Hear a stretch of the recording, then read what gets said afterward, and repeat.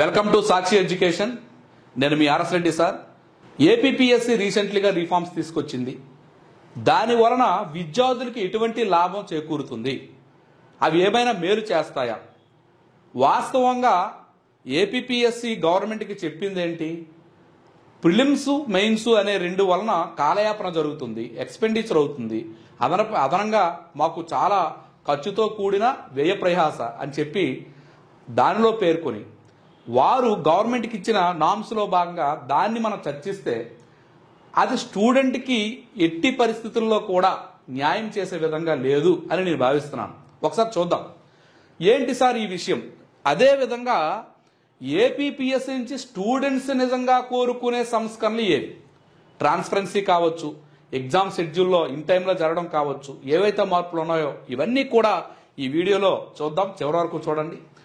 అయితే ముందుగా ఈ ప్రిలిమ్స్కి సంబంధించిన రీఫార్మ్స్ మనం చూస్తే ఒకసారి ఓల్డ్ అండ్ న్యూ. ఓల్డ్ అంటే గతంలో ఏపీపీఎస్సీ నాటి టీడీపీ గవర్నమెంట్ ఉండేటప్పుడే ప్రిలిమ్స్ అండ్ మెయిన్స్ అని రెండు తీసుకొచ్చి ఖచ్చితంగా 25,000 అప్లికేషన్స్ ఒక ఎగ్జామ్కి దాటి వచ్చినట్టయితే ప్రిలిమ్స్ నిర్వహించి తీరాలి, మ్యాండేటరీ, ఖచ్చితంగా ప్రిలిమ్స్ నిర్వహించి తీరాలి. సో ఈ విధంగా మనకి జరిగేది.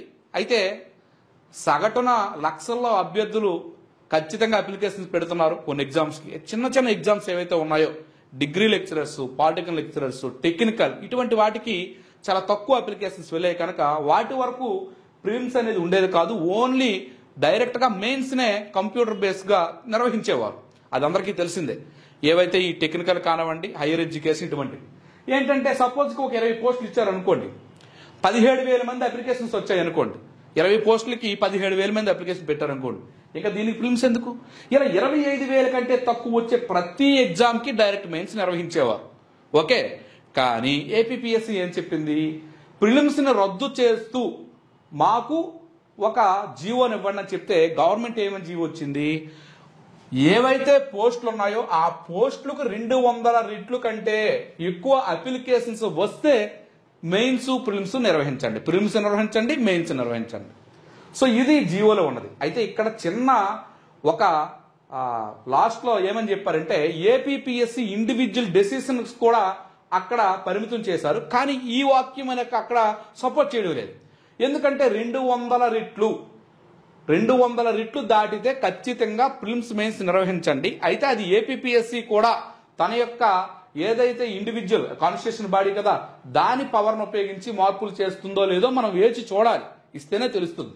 కానీ ఇచ్చిన జీవోలో 200 టైమ్స్. సపోజ్కి ఇప్పుడు ఇది చూసినట్టే చూద్దామండి. 20 పోస్టులతో ఒక నోటిఫికేషన్ వచ్చింది అనుకోండి. 20 పోస్టులతో 17,000 మంది అప్లై చేశారండి. ఇక్కడ ప్రిలిమ్స్ అవసరం లేదు, ఎందుకంటే 25,000 దాటలేదు. ఇక్కడ చూద్దాం, 20 × 200 రెట్లు అండి, 4,000 అండి. సో ఎంతమంది అప్లై చేశారు? 17,000 మంది.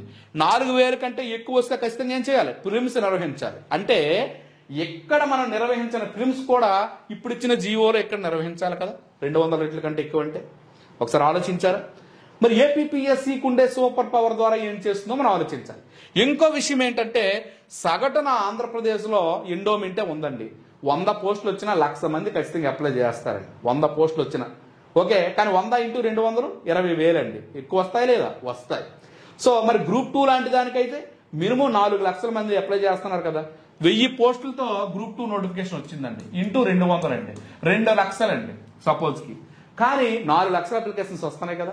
సో మినిమంలో మినిమం ఏ నోటిఫికేషన్ అయినా కానివ్వండి మనకి ఖచ్చితంగా వీరిచ్చిన ప్రకారం ఇప్పుడు ఇంతకు ముందు ఏవైతే 25,000 కంటే తక్కువ వస్తే నిర్వహించకూడదు అన్నారో దీని ప్రకారం వాటికి కూడా ప్రిలిమ్స్ మెయిన్స్ పెట్టాల్సిన పరిస్థితి వస్తుంది. కానీ అక్కడ కాన్స్టిట్యూషన్ బాడీ కనుక తను ఏ నిర్ణయం తీసుకుంటుంది అనేది మనం చూడాలి. ఓకే సార్, దాన్ని మనము ఏం చేయాలని తెలియదు. అంటే అది ఏపీపీఎస్సీ ఎటువంటి నిర్ణయం తీసుకుంటుందో చూడాలి. ఒకసారి అర్థమైంది అందరు కూడా. నెక్స్ట్, ఇప్పుడు మనకి స్టూడెంట్స్ ఏం కోరుకుంటున్నారు అనే విషయం చూస్తే గ్రూప్ 2 కానివ్వండి, అదర్ ఎగ్జామ్స్ ఏదైనా ఎండోమెంట్ కానివ్వండి, గ్రూప్ 3 కానివ్వండి, లేదా ఇతర ఏ ఏపీపీఎస్సీకి సంబంధించిన ఏ ఎగ్జామినేషన్ కానివ్వండి, దానిలో స్టూడెంట్స్ కోరుకునేది ఓన్లీ ఒకే పరీక్ష, ప్రిలిమ్స్ అండ్ మెయిన్స్ వద్దు, మెయిన్సే ఇవ్వాలి. రెండవది negative marking. Sir negative marking లేకపోతే ఏంటంటే ఇది మ్యాథమెటిక్స్ ఫంక్షన్స్ కాదండి, ఏదో గుడ్డిగా పెట్టేయడానికి. జనరల్ స్టడీస్ కనుక ఆలోచన, తర్కము, సో ఇది అవుతుందా లేదని చూడాలి. మ్యాథ్స్ అనుకోండి ఖచ్చితంగా నెగిటివ్ మార్క్ ఉండాలి. జనరల్ స్టడీస్ ఓషియన్ అండి.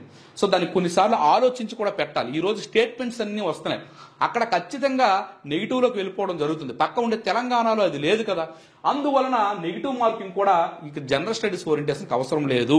అది స్టూడెంట్స్ అందరి భావన, నా భావన కూడా. నెక్స్ట్ సిలబస్ క్లారిటీ ఇవ్వాలి. ఎప్పటికప్పుడు సిలబస్లో మార్పులు చేస్తే ఏం చదవాలి ఏం అర్థం కావట్లేదు. అది నేను స్టూడెంట్స్కి చెప్పే సలహా ఒక్కటే, మన సిలబస్ ఎప్పుడూ కూడా 10వ తరగతి లోపు ఉండే సోషల్, సైన్స్, మ్యాథ్సేనండి. కొన్ని ఎక్సెస్ ఏమన్నా disaster management, sustainable development goals, అదేవిధంగా మనకు చూస్తే ఏమున్నాయండి ఈ యొక్క ఏవైతే ఎన్విరాన్మెంట్ ఆస్పెక్ట్స్, ఇటువంటి కొన్ని సోషియాలజీ ఈ మధ్య ఇలాంటివి తప్ప రిమైనింగ్ అంతా కూడా geography, history, economy, polity, arithmetic, reason ఇవే కదండి ఉంటున్నాయి. Okay, science, general science, physics, chemistry, biology.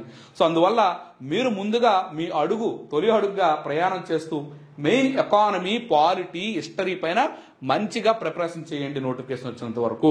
So దయచేసి నెగ్లెక్ట్ వద్దు. ఎందుకంటే మీరు చూస్తూనే ఉన్నారు ఈ మధ్య ఏపీపీఎస్సీ 45 రోజుల సమయం ఎక్కి ఇవ్వడం లేదు. ఇప్పుడు ఎఫ్ఎస్ఓ పాపం అంత సిలబస్ ఉంది, చదవలేకపోతున్నారు. మరి అదే విధంగా చూస్తే మరి డిఎస్సి కూడా 45 డేస్లో కంప్లీట్ చేసింది. సో ఏపీపీఎస్సీ చాలా వేగంగా ఉందని మనకు అర్థమవుతుంది కనుక మనం కూడా నోటిఫికేషన్ వచ్చేంత వరకు కాకుండా వేగంగా మీ ప్రిపరేషన్ మీరు చేసుకుని నోటిఫికేషన్ వచ్చే సమయానికే 100% ఎప్పుడు పరీక్ష పెట్టినా నేను సిద్ధమనే విధంగా ఉండాలి. అది నీకోసం మాత్రమే. ఓకేనా, నీకు నువ్వే పోటీ, మిగతా వాడితో పోటీ పెట్టుకో. నెక్స్ట్ గ్రూప్ 1 చాలా కన్ఫ్యూజ్ లో ఉన్నారు సార్ స్టూడెంట్స్ అందరూ. ఎందుకంటే గత గవర్నమెంట్ లో వేసిన కమిటీ ఏం చెప్పిందంటే రిఫార్మ్స్ కూడా ఇచ్చింది. 2023 నోటిఫికేషన్ ఆ రిఫార్మ్స్ అమలు చేయాలి, కానీ అవి చెయ్యకుండానే గవర్నమెంట్ ఆ నోటిఫికేషన్ కూడా పాత మోడల్ ఏదైతే ఉందో దానిలోనే ఇవ్వడం జరిగింది. మరి ఈ యొక్క గ్రూప్ 1 నోటిఫికేషన్ లో కూడా స్టూడెంట్స్ ఎక్కువగా కోరుకునేది ఒకే పేపర్ ఉండాలి. Prelims and main. ప్రిలిమ్స్ కి సింగిల్ పేపర్ 150 మార్కులు మాత్రమే. ఎందుకంటే తెలంగాణలో అదే విధంగా ఉంది కూడా. సో 150 మార్కుల్లో ప్రయారిటీ ప్రకారం ఇవ్వాలి, అంతే తప్ప 2 పేపర్లు పెట్టి మ్యాథ్స్ 60 మార్కులు పెట్టి సో గ్రామీణ నేపథ్యం ఉన్న వాళ్ళు వీళ్ళందరూ కూడా ఇబ్బంది పడుతున్నారు కనుక ఈ ప్రిలిమ్స్ లో ఒక పేపర్. అలాగే మెయిన్స్ లోకి వచ్చేసరికి జనరల్ స్టడీస్ లో భాగంగా మనం పరిశీలిస్తే ఏదైతే జనరల్ ఎస్సే ఉందో అది ఎలాగనో డిస్క్రిప్టివ్ ఉండాలి. అలాగే రిమైనింగ్ ఇంకో పేపర్, మొత్తం 2 పేపర్లు డిస్క్రిప్టివ్ పెట్టి 2 పేపర్లో ఆబ్జెక్టివ్ పెట్టాలి. సో 4 పేపర్లుగా మార్చాలి. 2 ఆబ్జెక్టివ్, 2 డిస్క్రిప్టివ్. ఇది ఆ కమిషన్ కూడా సూచించింది కనుక దీన్ని అమలు చేయాలి అనేది స్టూడెంట్స్ యొక్క ప్రతి ఒక్కరి కోరిక. 99% ఇదే కోరుకుంటున్నారు ప్రతి ఒక్కరూ కూడా. నెక్స్ట్ అదేవిధంగా ఏపీ ఇష్యూస్కి ఎక్కువ ప్రయారిటీ ఇవ్వాలి. ఈరోజు సివిల్ సర్వీస్ వాళ్ళు గత 4-5 సంవత్సరాల నుంచి అదే పోటీలో వారు ఉంటూ ఉంటారు. మరి వాళ్ళకు అనుకూలంగా పేపర్ తయారు చేస్తే గ్రామీణ నేపథ్యంలో ఉండి ఒక మంచి ఆఫీసుల వలన కోరిక ఉన్న వాళ్ళు చాలా వరకు వెనుకబడుతున్నారు. రెండోది ఆంధ్రప్రదేశ్కి చాలా ప్రయారిటీ తగ్గించేశారండి. ఒకప్పుడు సిలబస్లో ఏపీ ప్రయారిటీకి జనరల్స్లో కూర్చుని ఉండేది, ఇది అది ఆప్షన్గా ఉంది. అలాగే జాగ్రఫీలో ఇండియా, ఏపీ అని ఒక ఆప్షన్, అంటే ఇండియా నుంచి ఒక కూర్చుని ఇచ్చి ఏపీ నుంచి మరొకటి ఇచ్చి ఒక ఆప్షన్గానే సూచిస్తున్నారు తప్ప ప్రత్యేకంగా ఇవ్వట్లేదు. సో ఏపీ జాగ్రఫీ కానివ్వండి, ఏపీ జనరల్ ఎస్సే కానివ్వండి, మరి అదేవిధంగా ఏపీ ఎకానమీ కానివ్వండి. ఒకప్పుడు 100 మార్కులు ఏపీ ఎకానమీ ఉండేది, 50 మార్కులు ఇండియన్ ఎకానమీ ఉండేది. అదేవిధంగా ఏపీ హిస్టరీ కానివ్వండి, ఏపీ కరెంట్ ఇష్యూస్ కానివ్వండి, వాటికి ప్రయారిటీ పెంచాలి. ఈరోజు గవర్నమెంట్కి సంబంధించి తెలంగాణ రాష్ట్రంలో తెలంగాణకు ఒక ప్రత్యేక పేపర్ ఉంది, అలా ఏపీకి ప్రత్యేకించి ఒక పేపర్ను పెట్టాలి అనేది ఒక ఆలోచన. సో లేదా ఏపీకి సంబంధించిన ఇష్యూస్ని పెంచాలి. అలాగే ఇంటర్వ్యూ ఎట్టి పరిస్థితులు రద్దు చేయాలి. ఏంటి సార్ గత నోటిఫికేషన్లో మీరు చూస్తే 74 మార్కులు ఏంటి సార్, 18 ఏంటి, ఎంత వేరియేషన్ ఉండకూడదు కదా. దానివల్ల బోర్డు పైన నమ్మకాలు కోల్పోతారు కనుక ఈ ఇంటర్వ్యూ అనే పద్ధతిని రద్దు చేయాలి. కావాలంటే వారికి ప్రత్యేకమైన సెక్షన్ తర్వాత ఇవ్వండి. ఒక బోర్డు కూర్చొని ఒక అభ్యర్థిని ఎంత ప్రిలిమ్స్, మెయిన్స్ ఇంత క్వాలిఫై అయిన అభ్యర్థికి ఆ ఇంటర్వ్యూలో ఆ యొక్క స్కిల్స్ లేకపోవడం అంటే ఉండదు. ఇక్కడ ఎవరిని మనం కించపరచడం లేదు. ఏమాత్రం ట్రాన్స్పరెన్సీ లోపించిన సగటు గ్రామీణ ప్రాంత అభ్యర్థి, పేద విద్యార్థులు వాళ్ళ డబ్బులు కట్టుకోలేరు. సో ఇంత మార్కులు వేయించుకోలేదు, వాస్తవంగా నేను చెప్తున్నాను. సో అందువలన ఎట్టి పరిస్థితుల్లో ఈ ఇంటర్వ్యూని రద్దు చేస్తే ట్రాన్స్పరెన్సీ ఉంటుంది, లేదా ట్రాన్స్పరెన్సీ ఉండే విధంగా బోర్డు పెట్టాలి. సో ట్రాన్స్పరెన్సీ ఉండే విధంగా బోర్డు పెట్టే పరిస్థితులు మనకి ఉంటే చాలా మంచిది. కానీ ఇంటర్వ్యూ మార్క్స్ ఏ అభ్యర్థికి కూడా సగటున 5-10 మార్కులు డిఫరెంట్గా ఉండాలి. అంతేగాని 50 మార్కులు డిఫరెంట్ ఉంటే ఎలా అవుతుందండి? ఏ అభ్యర్థికి కూడా 5 మార్కులు 10 మార్కులకి ఎక్కువ ఇంత దాటుకుని వెళ్ళిన అభ్యర్థికి ఉంటుందా? ఆలోచించండి. సగటున నేను బాగా ఇంటర్వ్యూ చేయగలనంటే నా యొక్క బయోగ్రఫీ చెప్పడమే కదా, అక్కడ నా గ్రామీణ నేపథ్యము, నా యొక్క గ్రామము, నా యొక్క జిల్లా అవే కదా చెప్పడం. అంతమించి అక్కడ సబ్జెక్ట్ టెస్ట్ చేయడానికి ఏముంది?